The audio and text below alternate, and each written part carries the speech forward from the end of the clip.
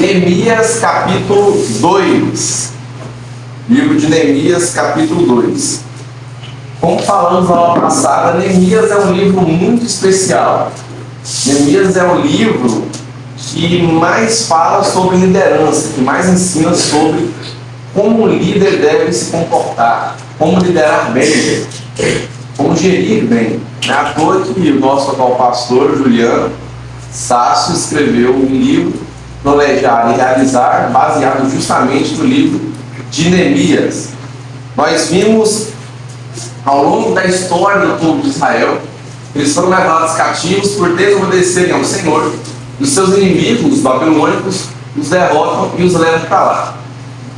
Ao chegar lá, eles ficam 70 anos em cativeiro, conforme profetizado pelo Senhor.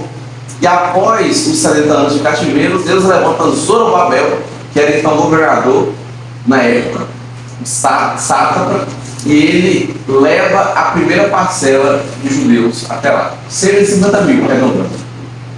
Depois a obra do Senhor para, os inimigos conseguem parar. Depois de 14 anos, 15 ou 16 no máximo, eles voltam à obra, eles constroem o templo, e depois de um tempo, Esdras é o segundo líder enviado por Deus para ir lá, para ajudar agora a reconstituir a parte eclesiástica, isto é, a liturgia do culto, o sacerdócio levítico, a palavra do Senhor, ler a lei do Senhor, e eles voltam aos princípios. Então o templo físico estava construído, mas era necessário levantar a liturgia espiritual. Passados alguns anos, Deus levanta agora Neemias. A gente viu no capítulo 1 que Neemias pergunta: e aí, como são as coisas em Jerusalém? Como estão os judeus aqui? Como estão os judeus lá? Os judeus que voltaram, já teve 2 peregrinações, 2 viagens, E como eles estão? E ao ficar sabendo da situação, a cidade, Neemias, seus muros estão devastados, derribados. O templo foi a primeira coisa que eles construíram.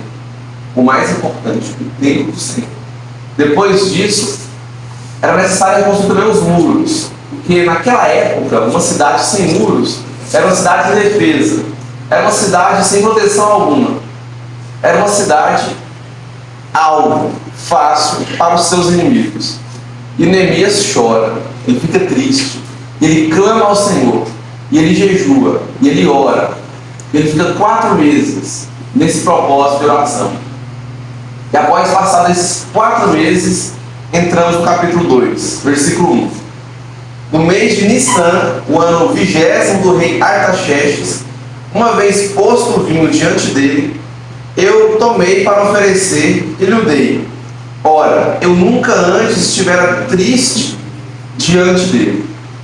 A gente viu na semana passada, está aí no versículo 11, que Neemias era copeiro do rei. O que significava ser copeiro do rei? Naquela época acontecia muitas mortes por envenenamento. Então o copeiro era responsável por provar todas as bebidas e as comidas também do rei antes que o rei comesse, ok? Então ele tinha que beber antes. Se o copeiro não morrer, beleza, o rei pode beber. Se o copeiro está vivo, o rei pode beber. Não tinha venenos com efeitos tão retardantes, como eles dizem hoje em dia. Eles eram bem rápidos na época, não tinha tanta tecnologia, Então, bebeu, está de boa? Então o copeiro ele tinha uma função primordial. Ele arriscava a sua vida pelo rei. Ele desfrutava de tudo do rei, de primeira, e antes mesmo do rei comer. Ele era o primeiro a comer e a beber das melhores comidas que existiam no rei, das melhores bebidas que existiam no rei. Então ele tinha essa função. Uma coisa interessante é notável nesse texto.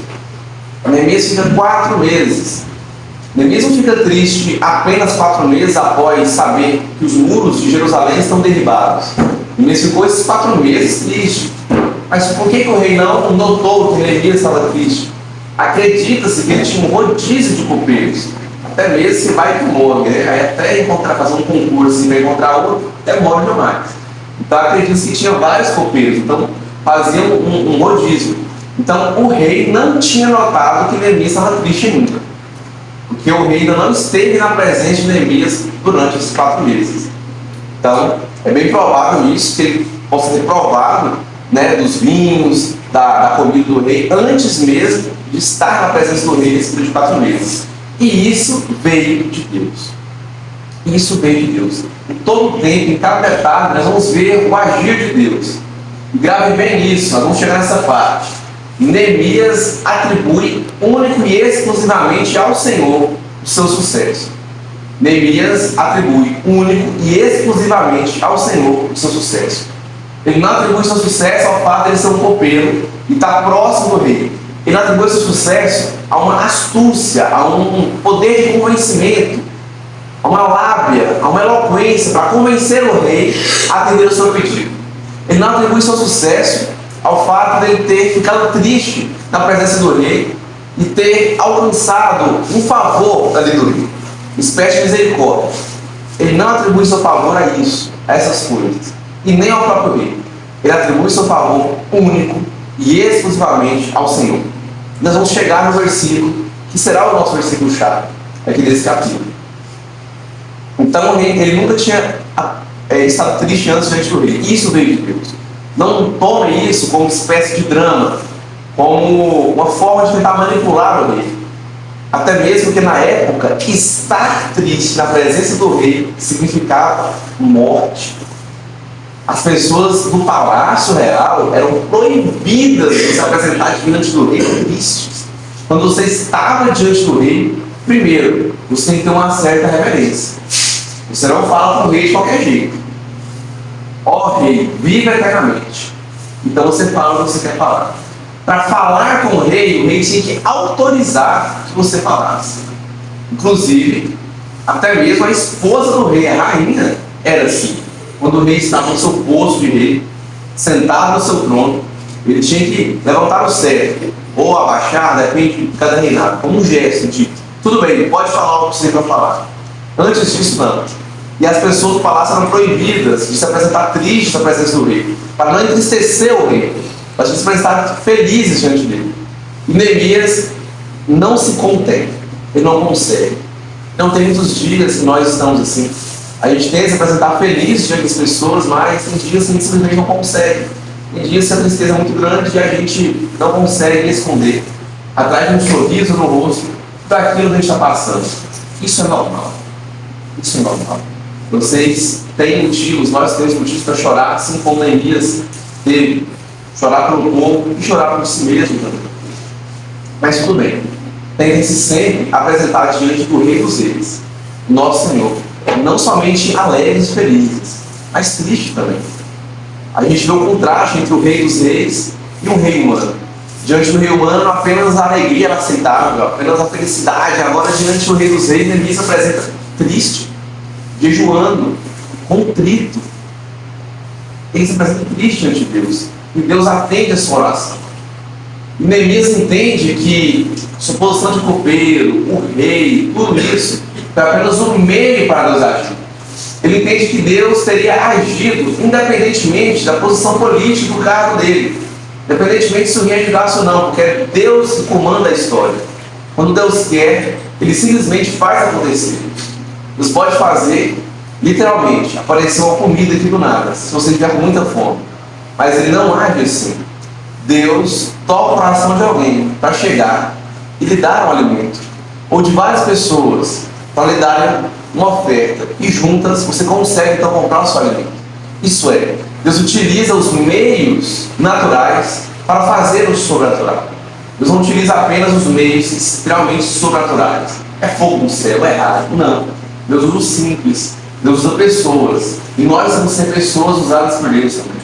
Assim como Deus está usando Neemias. E Neemias sabe disso. Ele sabe disso muito bem. Quando tirarmos o versículo chave, vocês entenderam. Continuando. O rei, então, vendo Neemias triste, o rei fica preocupado. O rei me diz: por que está triste o teu rosto? Se não estás doente, tem de ser tristeza de coração. Então temi sobremaneira. Rapaz, o cara tem que esconder a tristeza, mas não teve como. Tem que se apresentar feliz diante do rei, senão você morre. Então o rei: rapaz, está triste por quê? Você não está doente? Hã? Não é? Somos aqui jovens, saudáveis, todos nós, graças a Deus. estão bem de saúde, jogam bola, vamos jogar hoje de novo, a maioria, então, estamos jogando saudáveis. E aí? Está triste por quê? O cara tremeu. Rapaz, é agora. Rodei. Se eu só perder o meu carro aqui, eu estou feliz. Se tiver lucro, eu estou com medo de perder a vida. Me apresentei triste diante do rei. Aí tá cheio. Isso não pode. E então, ele com sinceridade e com a reverência devida ao rei, responde: viva o rei para sempre! Como não me estaria triste o rosto se a cidade onde estão os meus sepulcros de meus pais está assolada e tem as portas consumidas pelo fogo? O sepulcro é a sepultura, isso é, o cemitério onde enterraram os pais de Neemias. Neemias, então, ele fala: como que eu não vou estar triste, meu amigo, se minha terra natal, minha terra, onde meus pais foram enterrados, que muito provavelmente Neemias, ele nasceu já na Babilônia, tá? Ele não nasce lá. Mas mesmo assim, nunca ter pisado os pés lá, Neemias sente pela cidade. Eu acho que nós temos que ser assim também. Eu nunca pus os pés na Índia, mas eu oro pelos indianos, que Deus abençoe a Índia, que os indianos possam se converter e aceitar o Senhor Jesus Cristo como Senhor e Salvador, porque esse é o único caminho para a vida eterna. Não é hinduísmo, não é adorando barras como eles fazem, muito menos adorando ratos. Não, não é isso que vai dar a salvação para eles. Jesus Cristo é o único caminho. Então, oremos para aqueles onde nós nunca nem pisamos os pés. Oremos que nossos pais não estejam enterrados na cidade. Mas Neemias aqui sente, é pessoal. Ele sente Jerusalém como a cidade dele, ainda que ele nunca colocou os pés lá. Ainda. Em breve ele vai chegar lá. Então, rei, como que eu não vou estar triste? Porque a cidade que meus pais foram enterrados, ela está destruída e seus muros estão ao chão. Ela está vulnerável, desprotegida. Então o rei responde, versículo 4: que me pedes agora? Então o rei fala: e aí, meu filho, o que você quer?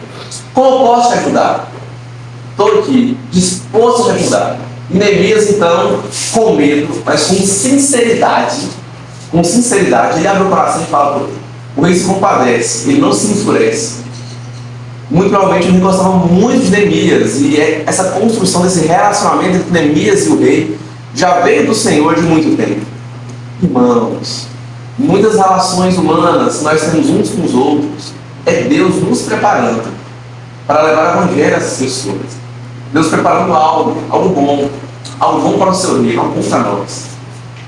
Então temos que estar atentos a esses relacionamentos que são mais especiais. Às vezes, como é um relacionamento com um rei, com um vereador, com um governador, com alguém de status social importante, às vezes a gente dá um valor maior. Mas não é somente para essas pessoas. São as pessoas mais simples e humildes. É com todos. O seu comportamento tem que ser o mesmo com todos. Não existe rei como naquela época. Se você estiver triste, vai morrer. Não. É com todos. Trate todos iguais. Jesus era assim. Aliás, Jesus tratava melhor até mesmo os mais simples, porque eles eram mais humildes. Galera.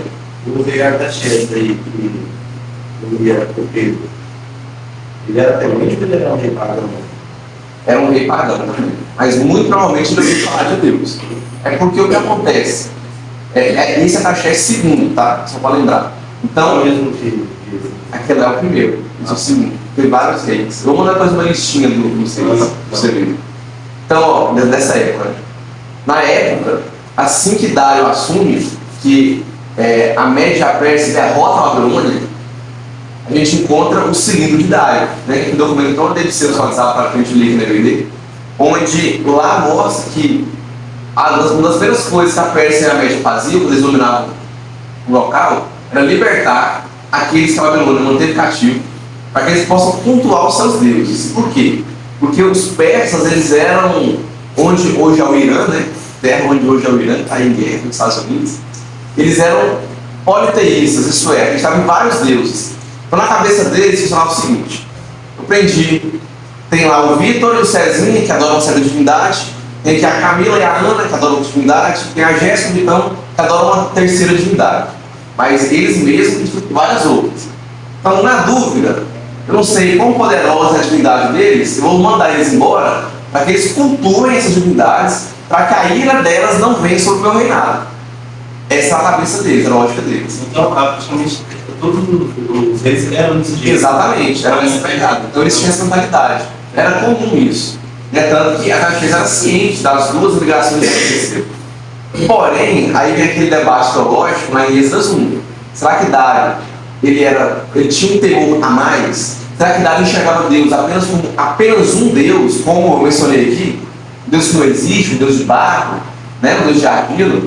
E aí tem margem no texto para crer que Dário, o rei de Zorobabel, primeiro, lá em Êxodo, que Dário, provavelmente, ele teve ao menos contato com o que era o verdadeiro Deus dos céus, pela forma que ele fala. Por causa do decreto também?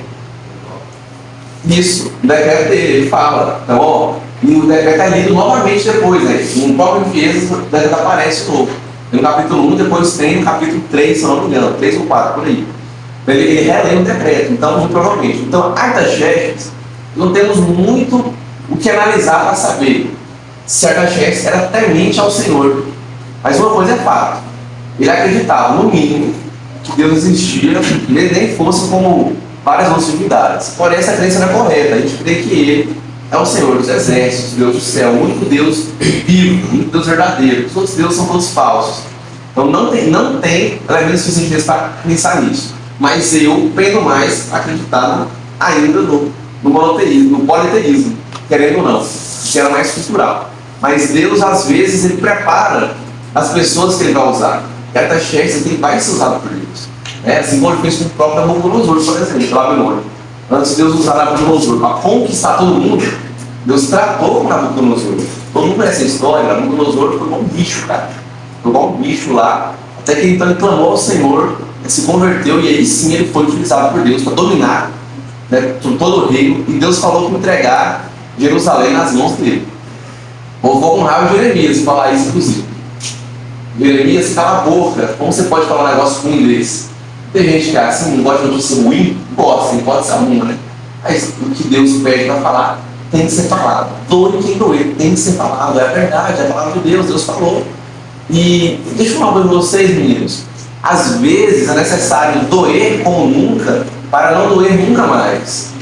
Então é necessário que doa mesmo. A gente tem que ser confrontado com o nosso pecado. A gente se arrependa dos nossos maus caminhos e se converta e siga o único Deus vivo, Deus verdadeiro. A gente tem o mesmo espírito de oração que Neemias teve.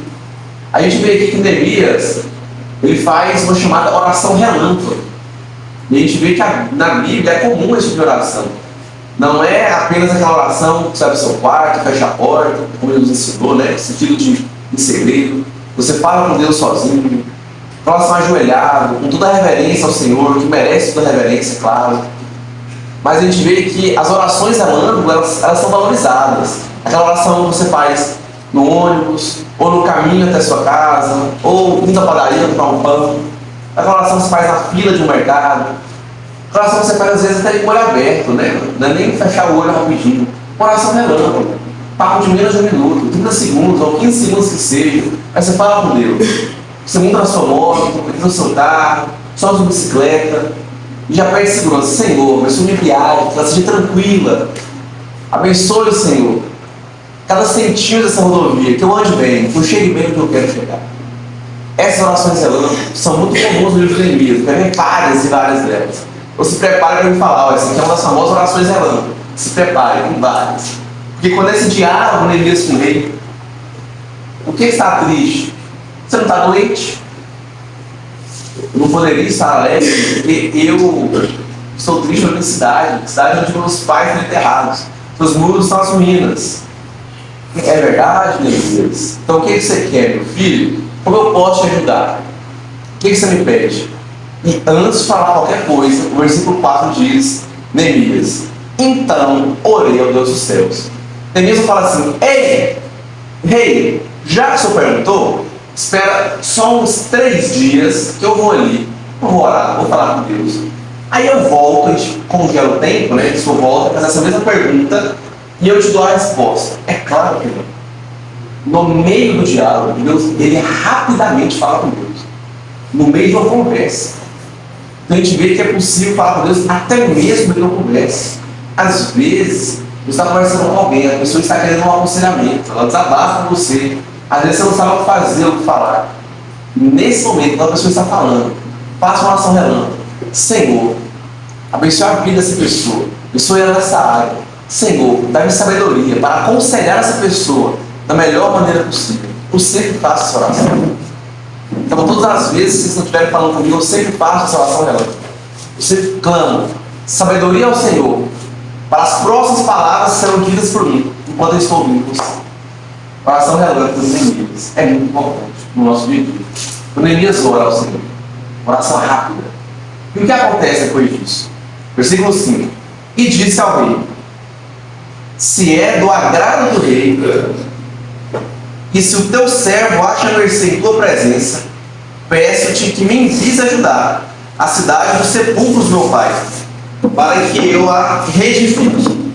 Então ele fez um pedido. O rei perguntou, ele pediu, e foi sincero. Ele orou ao Senhor: rei, se for do teu agrado, isso é, se você quiser. Então olha o respeito, olha a reverência, né? Ele falou: rei, eu quero uma coisa assim, eu quero que você me deixe lá para o estado. Não, se o rei permitir, muito obrigado, muito certo. Se o rei permitir, eu quero ir lá e eu quero reedificar os muros de Jerusalém. Então Neemias aqui, ele fica triste com a situação, e o sentimento do seu coração, isso é muito importante, cara. O sentimento do coração é: o que eu posso fazer para ajudar? Como eu posso colocar a mão na massa e ajudar a construir o mundo? Porque eu vi um problema. Neemias, ele não fala: rei, eu vou escrever uma carta de Paulo Cunha, assegure-se que essa carta chegará a alguém. Para as pessoas lerem as palavras, falam assim: como pode os muros de Jerusalém estarem derrubados ainda? Vocês devem reconstruir os muros. Tem mais de 50 anos vocês chegaram aí, cara, agora. É só o templo agora, é só as próprias casas? Não. Reconstruam esses muros para ontem. A cidade não pode ficar desprotegida. Neemias não fala: rei, me deixe lá, porque eu pessoalmente quero falar com essas pessoas. Bora guardar, vocês estão fazendo o quê, meu filho? Bora lá, vamos construir esse muro aí. Vocês estão malucos? Vocês vieram 2 vezes já aqui, veio 2 remessas de judeus, com quase 60 mil judeus aqui, e muitos tiveram filhos. A população poderia estar chegando perto de 100, não se sabe ao certo. Outros também vieram, outros judeus que ficaram dispersos vieram. E aí, meu filho? E aí, vamos construir aí ou nada? Não, ele fala: rei, eu quero ir lá e construir essa coisa. Eu mato o povo, eu chamo a responsabilidade. Eu vou lá, eu vou liderar o povo dessa construção. Eu não aceito os muros desse jeito. É ele que toma a dianteira, é ele que toma a frente. Ele toma a frente. É uma coisa, já falei para alguns jovens aqui, inclusive. Dar ideia é muito fácil. Dar ideia é muito fácil. Ideia, todo mundo tem ideia. Se fosse o mundo viver de ideias, ninguém era pobre. Ninguém era pobre. Essa igreja era gigante, ela tinha um quarteirão, né? De tanta ideia boa que funcionou. A gente vai ter uma verba grávida, meu amigo, a igreja é um quarteirão. Tem 1000 pessoas aqui dentro. Faço igreja de Batista Caldas Novas. Dá 1.200 pessoas no culto. Pois é. Se todo o plano desse ser, ninguém era pobre. Dá ideia muito fácil de dar o outro. Cezinha, por que sua casa aqui você não puxa um telhado aqui, faz uma área aqui assim, coloca uma churrasqueira aqui, ó, aquelas que soltam fumacinha, mas fazer uns chuchurras aqui, põe uma televisãozinha aqui, vai jogar um PS5, né? Mas quem vai jogar o PS5 é o Cezinha. Quem vai construir é ele. Vai estar lá de ajudante, né, do pedreiro, é ele. É muito fácil, né? É muito fácil. A gente vê muito isso na igreja. Não que é proibido dar ideias também, é claro que não. Ideias são bem-vindas. Mas o problema é aquela pessoa que só dá ideia, faz isso, alguém fazer aquilo. Está errado isso aí, não é assim não. Mas ela mesma não está lá mais. Precisa de mais cadeiras, mas ela não carrega nem a dela, carrega uma só. Dar ideia é muito fácil. É muito fácil ficar sentado e ser um teórico apenas no campo das ideias. Quando o assunto é o reino de Deus, a gente tem que pôr a mão na massa, tem que trabalhar na obra, tem que construir muro, tem que construir o templo, tem que pregar o evangelho, tem que ter palavra também, tem que construir o culto da forma correta, tem que pregar para as pessoas, então no dia a dia, tem que pôr a mão na massa. Dar ideia é fácil, muito difícil executar. De boas ideias, o mundo está cheio. Nem todas elas funcionam. Porque falta quem execute. Na prática, nem toda ideia sai com o planejado. Então Neemias fala: eu quero ir lá, eu quero construir, eu quero tomar na massa. Quero que o templo seja construído, Senhor. Eu vou lá. É eu que vou lá. Ninguém mais. Eu quero ir lá. E o que o rei responde? E outra coisa, a gente vê que ele fala, Senhor, isso pela sua vontade. Ele não vem, né? Ele não vem com reverência, não trata como uma obrigação o reatender o seu pedido. Não trata como uma obrigação, algo que tem que me atender. Senão eu vou ficar triste, não é isso. E quando alguém faz o favor, é assim que a gente tem que chegar. Da mesma forma que Neemias chegar ao rei, né? Caleb, você pode me dar uma carona? Vai trabalhar para você? Eu não quero dar carona. Alex, você pode ajudar nisso aqui? Se você puder. Beleza. Pedro, você pode ir comigo me acompanhar ali? Ou será que está comigo para você se entender? É assim, vão educar. E o rei responde Neemias. E o rei responde então? Versículo 6. Então o rei, estando a rainha assentada junto dele, lhe disse: quanto durará a tua ausência? Quando voltarás? Aprove ao rei enviar-me e marquei certo prazo. Então aqui a gente vê mais uma vez a provisão de Deus através da presença da rainha. Isso é muito importante. Lembrando que não foi para Neemias que escreveu o seu livro, é uma possibilidade, mas muito provavelmente quem escreveu foi Esdras. Mas aqui são relatos pessoais de Neemias. Ele fala em primeira pessoa: eu achei-me, o rei nunca tinha me visto triste. Ele fala dele mesmo. Porque Esdras literalmente copia aquilo que Neemias falou para ele. E esses Neemias são contemporâneos. Neemias, inclusive, cita Esdras. Quando ele constrói os muros, ele fala: Neemias, Esdras, lê a lei de Deus para o povo. Então, Neemias relata para eles e eles escrevem que Esdras estava em Jerusalém, Esdras estava lá para eles. É o próprio Neemias que relata. E se Neemias destacou que a rainha estava junto, o rei, isso é importante. Isso é provisão de Deus. O rei estava mais aberto a atender o pedido pela presença da rainha. E muito provavelmente eles deram aquela conversa de casal, né? E quando casa virou um só. Então aí, falou um negócio, o rei virou assim: e aí, o que você acha? Igual no futebol, aquela puxadinha assim. Vamos fazer leitura labial, né? Em aramaico, deve ser insano, né? Uma leitura labial em aramaico, caralho. E aí, o que você acha? Aí ela: uai, tadinho do cara, né? Que querendo ou não, homens têm uma tendência de ter o coração um pouco mais duro. As mulheres, elas têm um coração mais sensível. Elas têm, cara. Então a gente tem que analisar sempre a diferença entre homens e mulheres, não como uma rivalidade, como as pessoas veem. É muito melhor ser homem. É muito melhor ser mulher. Olha como o homem é assim, olha que ridículo. Eles mal conseguem fazer duas coisas ao mesmo tempo, já faz tudo mal feito, tem sido uma coisa de cada vez. E homens, olha como mulheres são sentimentais. Não aguentam nada, eles estão chorando. Não é assim. Não é assim. Somos complementares. Homens e mulheres são complementares, são características. Então, o homem ser um pouco mais sensível é bom para uma tomada de decisão mais racional, para não colocar o coração na decisão, na cabeça. Mas a gente precisa do coração também. Tem situações que o coração tem que vir antes da razão. E nessas situações o homem tem mais dificuldade, é a mulher que tem mais facilidade para compreender melhor. Sensibilidade, muito provavelmente ela se compadeceu, talvez até mais do que o rei, pela psicologia feminina e masculina, muito provavelmente. E ela ajudou nisso. Foi a agir de Deus, que a rainha estivesse lá naquele momento, naquele diálogo. O cara estava 4 meses sem ver o rei. Quando ele vê o rei após um jejum e oração com Deus, ele estava com a rainha. E a rainha, muito provavelmente, tem sua participação importantíssima. Seu nome não é mencionado, não sabemos. Isso é uma faixa de história, eu não contei pelo menos o nome dela. Mas foi uma mulher importante. Ela teve uma ação importante e simples. Ela influenciou o rei a tomar sua decisão. E a gente vê também que mulher levanta problemas, né? É a problemática. Você vai quando? Você volta quando? E aí? Que mulher pense mais nos detalhes. Que o homem é o seguinte: vamos construir um muro? Vamos.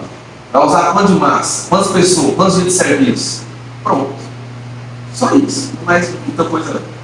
Material, mão de obra para me ajudar. Eu não sozinho, não vou entender, tá maluco, é muita coisa, o mundo é gigante. E mão de obra, material e tempo. É isso. A mulher se preocupa. Será que as condições de trabalho são insalubres? Tem bicho lá, fica esses caras aí, tem que estar preocupado. Mas será que eles comeram bem? Vão almoçar que horas? Eles estão almoçando muito tarde, os caras vão desmaiar antes, né? E se for muito cedo, eles ficam com fome. Tem todo um lanche de tarde então, não pode. Então, isso é muito mais a mulher do homem. A gente aceitar isso. E mais uma vez, não inferiorizar o outro sexo. Eles não pensam nisso. Homens, não, a mulher pensa em cada coisa, não precisa ser mais objetivo. Não. Tem situações que a gente tem que ser objetivo mesmo, cara. Não dá tempo de pensar em todos esses detalhes. Mas tem situações que os detalhes importam, e muito, e muito. E aí o rei vira e pergunta, muito provavelmente também, fruto dessa conversa com sua esposa, algumas coisas que o rei pode ter pensado, mas outras provavelmente podem ter vindo dela. E o rei pergunta então, meu filho, sua ausência será por quanto tempo? Isso aí pensou por mim, cara. Quanto tempo vai ficar sem você? Você volta quando? E ele deve ter feito outras perguntas também. E aí, Neemias responde então. E ainda disse ao rei, se ao rei parece bem, dei cartas para os governadores além do Eufrates, para que me permitam passar e entrar em Judá. Como também carta para Asaf, guarda das matas do rei, para que me dê madeira para as vilas das portas da cidadela do templo, para os muros da cidade e para a casa em que deverei alojar-me. E o rei mas deu, porque a boa mão do meu Deus era comigo. Esse é o versículo chave. Porque a boa mão do meu Deus é comigo. Dá muito isso. Porque a boa mão do meu Deus é comigo. Então ele faz outro pedido. Mas que ele não responde, porque o rei perguntou, né? Não no relato que ele escreveu, que o motivo estivesse na Bíblia como texto sagrado para nós. Está escrito ali quanto tempo e durar a viagem dele, mas ele até respondeu o rei, com certeza. Ele não deixou o rei no vácuo, né? Com certeza. Mas ele deixou a entender, rei, talvez eu não volte, tá bom? E é uma construção longa. Eu quero que o senhor me dê uma madeira também, eu construir uma casa onde eu devo morar durante esse tempo. Talvez eu fique por lá mesmo. O rei não entende, pode perder seu copeiro. O rei gostava dele mesmo. Eu não queria perder ele. Eu ficaria quanto tempo sem você, meu filho? Isso não parece uma pergunta apenas no ficar um funcionário a menos, né? E vai desandar aqui. Não. Mas uma pergunta bem pessoal de, cara, como assim eu vou ficar sem te ver por um tempo? E aqui a gente vê que era o mês de Nissan, né? Que era o primeiro mês do calendário judeu, que compreende os meses de março e abril, porque os meses nunca vão coincidir, não os meses judeus. Porque sempre pega o final de um mês e o começo do outro. Então, Nissan, que é abril, pega ali o final de março e o mês de abril. Foi o mês da Páscoa, tá, gente? O mês da morte de Jesus, o mês de Nissan. Então, ele pede de novo ao rei, eu quero cartas. Os seus governadores, isso é, seus sátrapas, né? Que estão para além do Eufrates.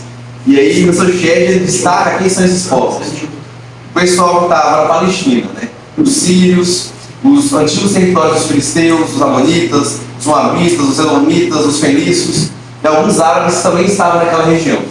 Certo? Então, que seus governadores me permitam passar. Porque para passar na terra de alguém não era fácil. Imagina, são um exército ali, 5, 10, 15, 50 mil pessoas passando as suas terras. Ninguém quer. Perigo isso aí. A gente vê que deu confusão em cima em Gênesis, né? No Gênesis você vai ver que deu confusão na hora de passar na terra dos outros.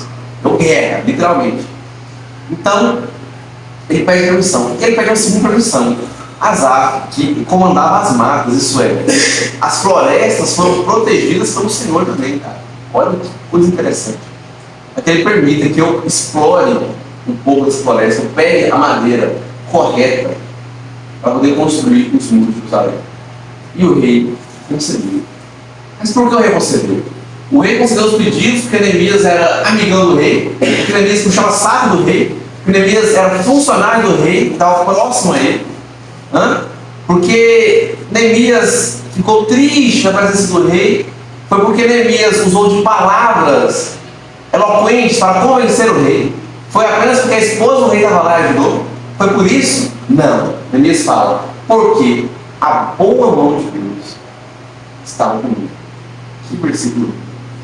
Final do versículo 1. Porque a boa mão do meu Deus estava comigo. Nosso sucesso, ele é atribuído ao Senhor, tal como Neemias fala. Atribui seu sucesso única e exclusivamente a Deus. Obrigado, Senhor, porque é por causa do Senhor que o rei atendeu, não um, mas 2 dos meus pedidos. Aliás, 3, né? Foram 3 pedidos. Pediu para ir, pediu carga para passar no território dos outros sem ser atacado, ainda pediu madeira, permissão para extrair madeira. E o rei ainda pediu. O que aconteceu então? Versículos 9 e 10. Então fui aos governadores além do Eufrates. Então aqui a gente viu uma transição rápida, né? O diálogo para Elias corta a cena, né? Imagina uma série, um filme, ele cortou a cena, ele já está enviando as cartas para os governadores. E então foi os governadores além do Eufrates entregar as cartas do rei. Ora, o rei tinha enviado comigo oficiais do exército e cavaleiros. Disso ficaram sabendo Sambalate, Oronita e Tobias, o servo amonita. Muito lhes desagradou que alguém viesse a procurar o bem dos filhos de Israel. Coisa, cara. Duas coisas aqui. Uma no versículo 9 e outra no versículo 10. Primeira coisa no versículo 9. Os oficiais do exército do rei acompanharam Neemias. Quando Esdras vai na segunda imigração de retorno, Esdras recusa os soldados do rei. Ele recusa. Ele não quer proteção dos nossos persas. Ele jejua, fala com Deus, e ele era um homem de Deus, um homem da lei, um escriba, e ele vai sem proteção humana, vamos assim dizer, alguma. Neemias não. Neemias já pede ou aceita, não falou aqui como rei, se ele pediu ou se o rei ofereceu, mas é provável que o rei tenha oferecido mesmo, é provável, né? Mas ele pode ter pedido, não sabemos. E o rei, como a boa mão de Deus estava sobre Neemias, tome um exército, meu filho, para você chegar lá. Alguns, né? Então a gente vê que Deus usa tanto aquele que recusou o exército, quanto que aceitou o exército. Quem garante a chegada segura não é exército de homens, é Deus. É Deus. Neemias também era homem de Deus. Os dois eram. Esdras e Neemias eram homens de Deus. A toa está nos livros com seus nomes na Bíblia, não é à toa. Era homem de Deus. Um vai com o exército, outro vai sem. Os dois chegaram. Os dois cumprem seu objetivo. Os dois foram abençoados por Deus. Então, mais uma vez, foi mostrado que não é o agir humano, não é as nossas escolhas que fazem as coisas darem certo, e sim a boa mão de Deus. Então, no versículo 10 fala que os seus inimigos, né, os povos do Eufrates, eles ficaram tristes, com raiva, cara. Por quê? Porque que alguém viesse procurar o bem dos filhos de Israel. Isso é, eles estavam de mau humor, revoltados, indignados, se doendo, se mordendo, porque alguém se importou com Israel, porque alguém está indo lá fazer algo bom. Alguém vai construir os muros. Eles queriam Israel fraca, enfraquecida, porque Israel no passado castigou esses inimigos. Por quê? Porque a boa mão de Deus era sobre os filhos de Israel. E eles venceram guerras atrás de guerras. Mataram gigantes os filisteus, pelo menos 5 na Bíblia são registrados, Golias é só um deles, mais 4. Os amonitas, os edomitas, os fariseus, e derrotaram um monte de povos. E eles temiam, a gente viu isso muito bem no livro de Êxodo, capítulo 4, quando eles embarcam para parar a obra do Senhor. Eles não queriam que a obra do Senhor continuasse. Então aqui, mais uma vez, eles não querem que isso aconteça. Mas decreto do rei é para ser cumprido. A gente vê que a hierarquia, né? Eles eram governadores, eles mandavam seu território. Mas acima deles tinha um rei que mandava em todos os territórios. Eles tinham, colocavam bem entre as pernas, baixar a cabeça e apenas concordavam com o que o rei falou. Porque assim a coisa funcionava até a época. Até hoje tem coisas assim também. Então eles só aceitam. Versículo 11. Vamos fazer aquela leitura alternada. Eu vou ler o 11, depois eu quero... Algumas pessoas leem o 12, o 13, o 14, o 15 e o 16. Cada um lê um. Cheguei a Jerusalém, onde estive 3 dias. Saí de noite com alguns dos meus amigos. Eu não havia contado a ninguém que o meu Deus havia posto no meu coração que eu fizesse por Jerusalém. Não levava nenhum outro animal além daquele em que eu estava montado. De noite saí pela porta do vale, para o lado da fonte do dragão e para a porta do Mandu. E completei os muros de Jerusalém que estavam assolados, cujas portas tinham sido consumidas pelo fogo. Fui até a porta da fonte do tanque do rei, mas ali não havia espaço para o meu animal passar. Por isso subi o vale, ainda de noite, examinando o mundo. Finalmente voltei e tornei a entrar pela porta do bar. Os oficiais não sabiam onde tinham ido o que eu fazia. Pois, até então, eu não tinha dito nada ao Deus, nem aos sacerdotes, nem aos nobres, nem aos oficiais, nem aos demais que realizavam a taberna. E que a gente tem muitas coisas importantes para analisar. Eu vou ter que correr um pouquinho em virtude do nosso tempo, né? Como vocês sabem, eu vou dar versículo a versículo. Alguns versículos mais importantes que outros, mas vamos ter que passar um pouco à frente aqui, senão a gente não consegue pegar os 4 versículos finais também, tá bom? A gente tem aí 20 minutinhos, mas dá para trabalhar muita coisa ainda. Então ele chega em Jerusalém. E ele fica 3 dias lá na cidade de Jerusalém. E a gente vê que Neemias faz tudo de forma muito intencional. Ele tem planejamento, ele tem estratégia, e ele está focado, ele tem foco. É tanto que na primeira noite, ele não consegue dormir, vamos dizer assim, enquanto ele próprio não vai lá. Ele espera todo mundo dormir. Tem um motivo também para isso. A gente viu no versículo 16, né? Que ele não avisou ninguém. Vamos entender por que ele não falou para ninguém, cara. E ele vai lá de noite, para que ninguém veja, para ver como está o negócio, né? Ele ouviu falar, mas ele quer ver. É sempre bom ver. A gente vê que o líder é tentar uma conferida. Tentar uma conferida. Não para ele quer ter o controle de tudo. Mas que ele precisa saber o que está acontecendo. A gente ouve, ouvir é bom. Mas nada se compara a você colocar seus próprios olhos na situação. Você mesmo vê. É melhor do que só ouvir. E ele fica triste. Ele percorre o lugar do monturo. O monturo tinha um monte, uma pilha, né, de escombros. E ele fica triste. Cara, é verdade. E olha o que eu pensava. O mundo está acabado, cara. O mundo já era mesmo. Ele fica revoltado com isso. Mas assim, não era mais triste. Ele passa todas as portas do templo. Ele, cara, não dá pra ficar assim. A cidade está vulnerável mesmo. Se os inimigos vierem aqui, a gente vai tomar. Então, ele volta para casa, versículo 16. Não sabia os magistrados, né, não sabia, não falou para nenhum dos judeus, nem para os sacerdotes, nem para os nobres, né, os magistrados que governavam. Ninguém da liderança dos israelitas, judeus, sabia por que Neemias estava lá. E essa altura, cronologicamente na história da humanidade, o povo de Deus passa a ser chamado mais de judeus do que israelitas. E aí vocês agora entendem o porquê. Quem está acompanhando aí desde Êxodo mesmo, vocês entendem o porquê. Porque eles são mais chamados de judeus e não israelitas, né? A maior parte dos que voltam cativos são judeus, de Judá, a maioria. Então passou a ser judeus. E para entender melhor também essa birra com os samaritanos, é estudando o livro de Êxodo e Neemias, cara. Você entende melhor por que eles têm birra com os samaritanos. Fala, Caleb, eu respondo. Por que eles têm birra? Por que os judeus não se davam bem com os samaritanos? Rapidão, eu esqueci. Mas por que não cai? Quando acontecia uma guerra, era impossível. Não, mas eu já falei isso em algum momento. Tá? Eu falei isso na aula de Josué, capítulo 3. Não sei se nessa aula você vai lembrar. Não. Quando um exército inimigo ia atacar uma cidade, era impossível atacar sem destruir o muro antes. Tinha que deitar o muro, os soldados entrarem. Senão, o que acontece? Eles entravam com uma portinha pequena, iam tomar flecha, e isso é muito fácil, o exército matava eles aos poucos. Então eles tinham que derrubar o muro, ou o que eles faziam? Eles sitiavam a cidade, eles cercavam. O que é sitiar?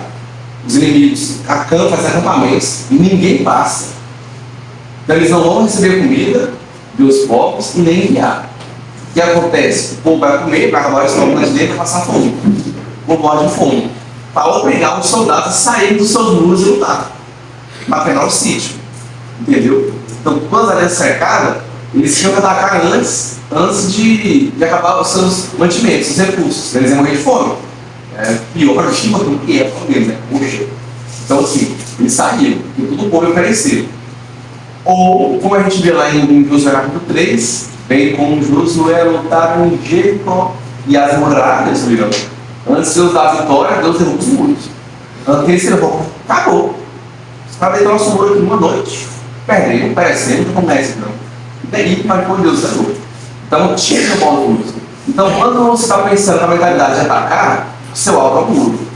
Superar a primeira barreira, que era o muro. Depois você vai catapulta, bala de canhão, essas outras coisas, aí teve uma revolução. Aí os muros ficaram tão importantes também. Foi ao longo do tempo, foi gradual. A ponto de mentalidade de defesa, então qual é o seu primeiro pensamento? O muro. Esse é o primeiro pé no sapato. Os estrategistas de guerra já estiveram planejando o ataque ali, né? Então vamos colocar um muro bom e reforçado. Show? Quem derrubou esse muro dele? Nabucodonosor, Babilônia. Beleza, ótimo. Eles destroem o mundo. Eles invadem e derrotam. Conforme a profecia de Jeremias. E eles acreditaram. Conforme a profecia Não de ficou Jeremias. muito tempo caído esse muro, cara. Pai, ficou 70 anos de cativeiro, Mas mais o tempo desde Êxodo até agora. Caiu lá em casa, ó. Eu tinha anotado ali as datas da imigração, mas é mais de 100 anos caído, cara. Ah, entendi. 120 e tantos, eu acho. Foi tudo certinho, mas pode Não, colocar obrigado. século na conta, é muito tempo caído, cara. Então o cara chega e fica triste, meu Deus, os muros estão caindo. E a gente vê aqui por que os samaritanos não são bem com os judeus, né? Por que os samaritanos não são bem com os judeus? Deve ter falado isso, na verdade, no versículo 10. Quem eram os samaritanos, primeiramente? Os samaritanos, eles são os judeus que ficaram em Jerusalém. Então, o povo foi levado cativo, mas nem todos. Ficou um ou outro.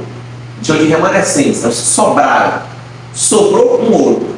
Esses que sobraram, quebraram completamente a lei do Senhor. Se casaram com outros povos, cometeram o pecado dos judeus e povos, não pronto de jeito nenhum. E aí criou-se um povo misto. Lembrando que Jerusalém era a capital de Judá, do reino das duas tribos do sul, enquanto Samaria era a capital do norte. Samaria era grande. Por isso eles eram chamados de samaritanos, esse povo que ficou lá. Porque eles se estabeleceram especialmente na cidade de Samaria. Então eles eram judeus mistos, entendeu? Judeus inferiores, ou judeus de meio sangue, vamos dizer assim. Eles eram judeus, de sangue judeu, mas misturado. Desobedeceram a lei do Senhor, não era judeu puro. Então o judeu, na época de Jesus, que se passa cerca de 400 anos, 450 anos após essa história que a gente está lendo aqui, no caso, pegando aí esse período do exílio, ali, a gente vai pegar aí quase 600 anos, né? Então, assim, eles tinham um preconceito, cara, com os samaritanos, tinham alguns. Para eles, inclusive, estar nos samaritanos era ser impuro. E aí você entende agora muita coisa do Evangelho, saber disso. Você entende a parábola do samaritano, por exemplo. O que Jesus fala? Pois é, o escriba e o fariseu passaram de bando, olhou o cara, não tá nem aí, mas o samaritano ajudou. O samaritano não ajudou. Aí você entende, João capítulo 4, quando Jesus conversa com a mulher samaritana no poço, e ela, você é um judeu que está falando comigo? Quando os discípulos chegam, eles dizem, caraca, ele está falando com uma mulher samaritana? Isso era judeu. Então eles tinham essa bronca, essa birra. Olha os samaritanos no versículo 10 aí, ó. Não quero, são os desagradáveis, porque o povo de Israel vai voltar. Pois é, os samaritanos serão inimigos. E ao longo de Neemias, vocês vão entender mais ainda a birra que os judeus tinham com os samaritanos, ao longo do estudo. Porque Neemias vai enfrentar dificuldades. Nem tudo são flores, né? Encontrou o favor do rei, chegou lá em segurança, passou pelas terras, deu uma madeirinha, né? Material para poder construir. Mas nem tudo são flores. O tipo de gente não é fácil. Estar na obra do Senhor é ser atacado pelo inimigo. Mas com a certeza de que Deus é maior, de que Ele nos protege, de que Ele te dá força para você lutar e para você vencer. Quando você tentar coisa mais rápido, não. Então, no caso, eram três: os judeus, os samaritanos e os gentios. Isso. Os gentios não tinham nenhum vínculo com o judaísmo. Nenhum sangue. Nem sangue. Não. Tinha os prosélitos também. Quem é os prosélitos? Era o gentil que virava judeu.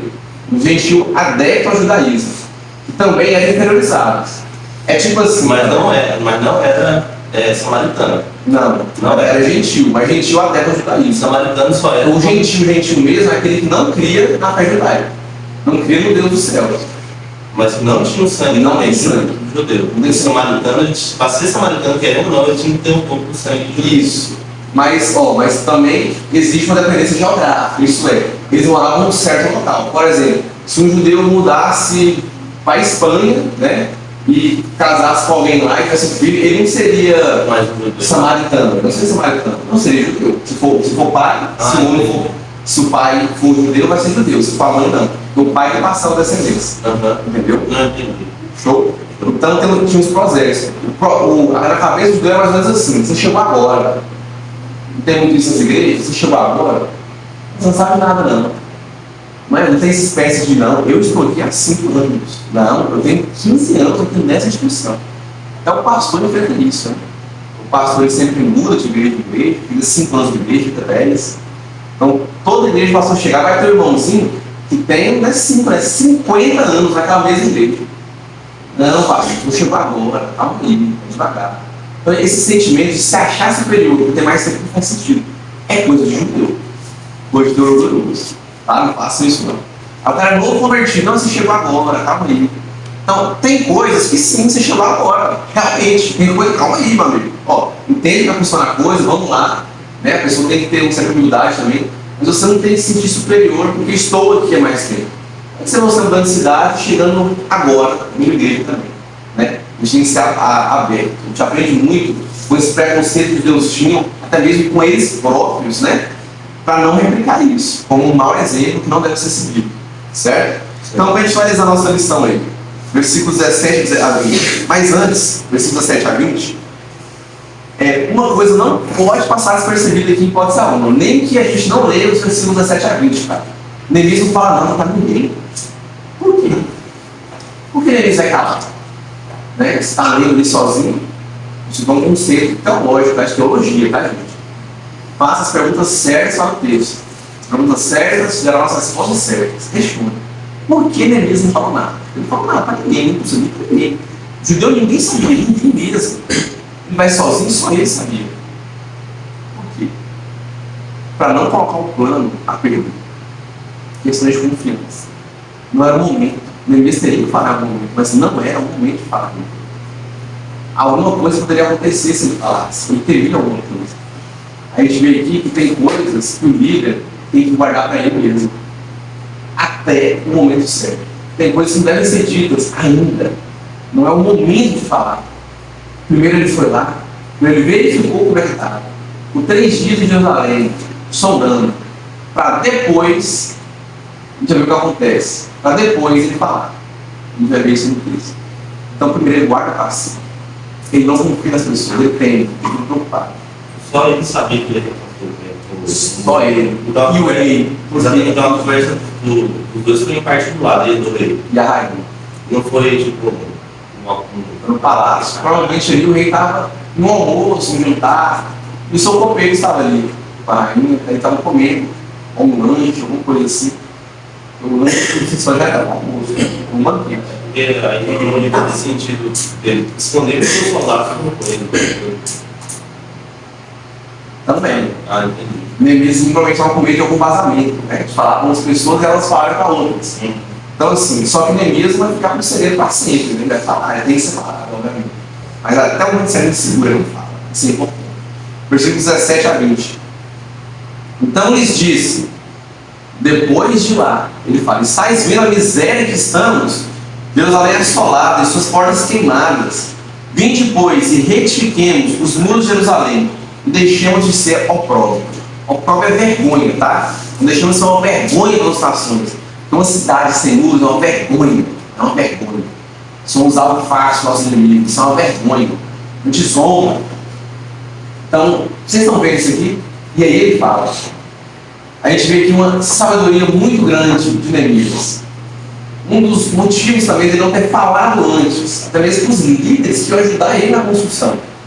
Porque ele queria, primeiro, que eles tivessem o mesmo sentimento dele.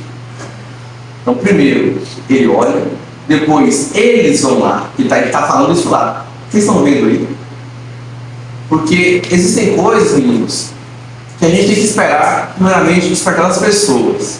Eu vou falar um exemplo, que eu fiz isso, tá? Exemplo simples, mas eu fiz isso. A gente estava com a nossa bola nova, a gente comprou uma bola nova, certo? E aí, nossa pênalti, máximo. E aí, ela precisava ser enchida. A gente precisava de um bombeiro para encher ela. E aí, então, eu mandei no grupo: galera, nossa bola chegou, mas precisamos encher essa bola. Por que eu não vou atrás do meu Deus? Por que eu não enchi? Era fácil demais para mim. E as pessoas, eu sei nessa acho que tem isso. Eu queria esperar para ver quem de vocês ia tomar iniciativa para fazer alguma coisa e pensar: cara, o cara não organiza o horário. Toda semana, quando o Matheus não puder ver com a gente, tem que ficar buscando chave, tem que ficar até o final para fechar lá. Esses dias esquecemos a luz ligada. Não botar em quem recebe mensagem celular? Meia-noite, domingo, a luz foi ligada lá, cara. Vacilei, desliguei. Até falei pro pianista, lembrar, me ajudar a lembrar. Aí eu tenho que tomar comida também. Custa alguém ajudar na construção. E é importante se despertar. Às vezes tem aquele líder que faz tudo. Ele quer fazer tudo, sozinho. Só ele faz, só ele tudo. Não. É importante que vocês façam, para vocês entenderem como funciona, para vocês se compadecerem. Porque ao saber como ficam as finanças, isso desperta vocês dar uma oferta e falar: cara, vai usar o lanche, verdade, tá assim, né? A situação tá essa, né, cara? Pois é. O lanche do jovens não foi tão bom quanto no último mês. Então vou ajudar. Tá caindo, né? A oferta do lanche caindo, então vou ajudar. Pra ver, cara, nossa, seu Johan, limpar essa igreja é difícil. Como você sabe disso? Porque você limpar a igreja também. Aí você viu o quão difícil é, né? Vitor Rangel, o Vitão saiu, tá leve, né? Nós carregando as cadeiras pro ano novo. E aí, para ter esse número carregado, não tem noção. Agora, quando você carrega uma vez, cara, quando você está uma mensagem: é ano novo, bora fazer de novo, bora trazer as cadeiras lá na Luzia e montar aqui? Bora, porque eu sei que é difícil. Quando você vê, quando você faz parte, e o líder tem que saber fazer isso, você vai colocar as pessoas junto na causa, para entender. Você se dedica mais, você compreende a dor de quem está à frente. Você, cara, é verdade, eu preciso fazer alguma coisa para ajudar. Então Neemias espera, primeiro, eles próprios olharem. Porque muito provavelmente, antes de Neemias falar, alguns deles, a não ser aqueles que se situaram endurecidos, já despertaram esse sentimento de: cara, a gente tem que fazer alguma coisa. Quando Neemias fala: vamos, ele não fala: vocês vão construir, não. E eu sou o primeiro a colocar. O líder é o primeiro certo. Vamos reconstruir isso aí. Vamos deixar essa vergonha para as nações. Eles já estão com sentimento. E eles falam: bora. Bora. Cara, você fica preguiçosa? Bora ele construir um muro. Não. Bora não, foi lá, viu? Tá feia a coisa, verdade. Isso é uma vergonha. Não, vamos. Eu quero ajudar. Olha que sabedoria. Que sabedoria. Inclusive, sobre a história da bombinha, uma pessoa arrumou uma bombinha pra gente, né? Cezinha foi lá e foi lá atrás. Deu uma bombinha. E eu ia pegar, não. Se ninguém pegasse, uma semana, obviamente, eu vou repetir. Mas Cezinha mal, um bom português. Parabéns, Cezinha. Continuando, versículo 18. E lhes declarei: com a boa mão do meu Deus estiveram comigo. Também as palavras que ele me falaram. Isso que é muito importante, porque eles falam: gente, vamos reconstruir esses muros. É o seguinte: Deus esteve comigo, assim, assado. Falei com o rei, rejoelhei, orei, ele permitiu. Eu passei nos meus territórios. Olha aqui, eu tenho as cartas aqui, eu entreguei para eles. Eles têm permissão para pegar madeira também. A SAF, que comanda as florestas do reino. Então Deus está conosco. Se Deus me permitiu chegar até aqui, é porque a obra vai dar certo. Senão ele não teria nem deixado eu chegar até esse ponto. Deus é fiel, ele vai cumprir sua promessa. Então bora. Então eles disseram: disponhamos e edifiquemos. E fortaleceram as mãos para a boa obra. Olha que bênção. Irmãos, que bênção seria se todos fossem assim. Vamos fazer um mutirão de limpeza na igreja, uma terça-feira, no final de carnaval? Bora! Vamos carregar cadeiras para ajudar na aniversário da igreja? Está chegando aquilo, hein? Você tem mensagem aqui? Bora! Bora mais cedo comigo, ajudar lá no ginásio. Lá está molhado, a gente tem que passar um pano. Bora! Na internet falam: bora! Estou disposto, eu quero ajudar. A obra do Senhor não pode parar. Olha, você está aqui do louvor. Essa semana vamos ter que ensaiar algumas horas a mais e vamos botar 6 músicas. Não vai ser só 3, não. Bora! Bora! Vamos dar aula de BD, Vitor Rangel? Bora! Bora! Vamos deixar que eu vou preparar a aula. Bora! Bora! Pessoas dispostas a fazer algo, precisamos disso. Irmãos, pessoas no campo das ideias, temos aos montes. Você dá um Google hoje, dá um chat GPT vai te dar ideia, cara. Mas o chat GPT não constrói muros. Precisamos de pessoas com disposição, sem preguiça, sem essa nhaca para trabalhar. Sem preguiça, para fazer a obra de Deus. Para tirar a bunda da cadeira, para se levantar e fazer algo. E fazer algo. Precisamos de pessoas dispostas, como esses homens se dispuseram. Apesar de que na hora, alguns falam que vão, depois peidam na farofa. Essa é a verdade. Vamos para o que nem todos vão ter o mesmo ritmo. Tem muitas pessoas que são movidas apenas por fogo de palha. A constância é uma das marcas mais importantes do trabalho de um líder. E também de todo o povo. A constância está sempre presente em Deus. Constância, constância, constância. Essa obra não teria continuidade se não fosse a constância. Para finalizar, porém Sanbalate, o Euronita, e Tobias, o servo amonita, lembrando que falou deles no versículo 10, hein?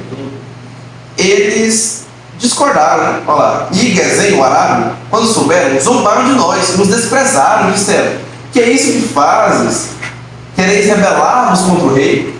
E a gente vê aqui um aspecto muito importante, que é o aspecto político. Eles pensaram, de certa forma, que o povo de Deus estava querendo se rebelar contra o rei. Eles pensavam que por trás daquela obra genuína e sincera, única e exclusivamente voltada à obra do Senhor, tinha alguma segunda intenção por trás, alguma segunda intenção política por trás. E eles zombaram deles. Vocês vão lá para a construção. Eles são inimigos, né? Eles não querem que eles construam isso. Não querem que eles. Aí vai pegando a rádio samaritana. Não vamos construir de jeito nenhum, não. Nossa, é logo você, cara. Tipo, meu filho virar e falar: não, José, você foi campeão lá, não tá, mas não começa de 10-0. Tem que ir, né? Para ele é tipo isso, não vai construir isso não. Gente, olha isso, cara. A gente apoiar, eles estão no contra. Vocês vão ver muito isso, muita oposição. E, infelizmente, nos dias de hoje, a gente vê muito isso. Politicagem dentro das igrejas. Politicagem dentro das igrejas. O culto vira palanque político. E a campanha eleitoral, estamos nessa época, inclusive, né? Daqui 2 anos mais ainda. Não é assim. Infelizmente, as pessoas do mundo são assim. Por isso elas pensam que nós seremos assim, mas nós não temos que ser assim. Não temos que ser assim. Neemias, ele não manipula o rei no momento. Deus utiliza o rei para abençoar Neemias. Neemias não precisava ser o copeiro do rei, ele podia ser um trabalhador na lavoura, que Deus teria enviado ele da mesma forma, de alguma forma. Ele teria produzido um fruto de favor tão doce que o rei mandou chamar esse cara. E aí então ele concede o favor a Neemias. Mas Deus ia arrumar algum jeito, porque Deus é Deus. Versículo 20. A resposta de Neemias para ele: o Deus dos céus é que nos dará bom êxito. Esse que é a sugestão do nosso textual, tá? Hoje a gente lê lá na frente. O Deus dos céus é que nos dará bom êxito. Nós, seus servos, nos disporemos e retificaremos. Vós, todavia, não tendes partes, nem direitos, nem memorial em Jerusalém. Isso é, vai para a sua terra, vocês nem estão daqui. Quem é que esses caras de fora querem vir aqui falar alguma coisa, rapaz? Vocês não vão ajudar? Vão só atrapalhar? Então saiam. E não está aqui para ajudar? Quem está aqui só atrapalhar não é bem-vindo. Vai embora. Vocês não têm parte nenhuma aqui. Não tem parte. Tem gente que vem só fazer arruaça. Não é? Não ajuda, só atrapalha. Palavras negativas, é zombaria, é piadinha. Torce para dar errado. Faz aquela estratégia antiga contra eles, usando o bagulho da galera. Chega em cada um e desanima. Pois é, então sai daqui. Porque o bom êxito é assegurado pela boa mão do Senhor. Mais uma vez, Neemias, só nesse capítulo, da terceira vez que ele fala, é a boa mão de Deus que está fazendo isso dar certo. Todo líder reconhece que o seu trabalho vem de Deus. Não é as suas escolhas, não é as suas estratégias, as suas noites em claro pensando em sua juventude, né? Pensando em seus liderados, pensando em seu ministério.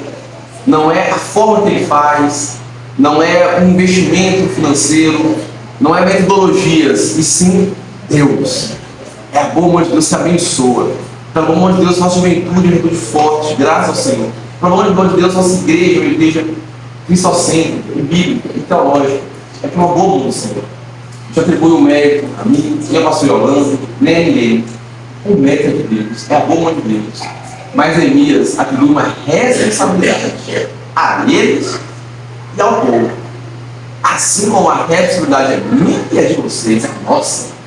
Ele fala, é a boa mão de Deus que vai dar isso pra gente. E nós, são certos, qual é a nossa função então?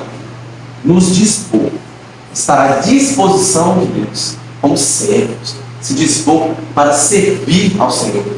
E com isso a gente vai conseguir reedificar o muro. Achei papelinha, está aqui, ó, rapaz. Olha, e cara, foi mais tempo que eu falei, viu? Não foi 60 anos não. Foi papo de 82, não, 92. Muito tempo. Então, se juntar o todo aí, é quase 200 anos, cara. Então, ó, aqui, ó, eles voltaram Zorobabel em 536, e eles voltam em 444 antes de Cristo. Então, vai entrar essa frente, né? Pode lembrar. Então, é disso que o reino de Deus precisa. Pessoas dispostas a trabalhar, a fazer solo. E saibam, meus irmãos, que a boa de Deus está sobre nós, está sobre todo qualquer trabalho que é feito para o Senhor. Basta você estar ligado com Deus, se dispor e entender que toda honra, todo mérito, toda glória serão sempre dadas àquele que, sua boa mão, faz com que a obra dele tenha bom êxito. O Senhor fez os céus e a terra. Amém?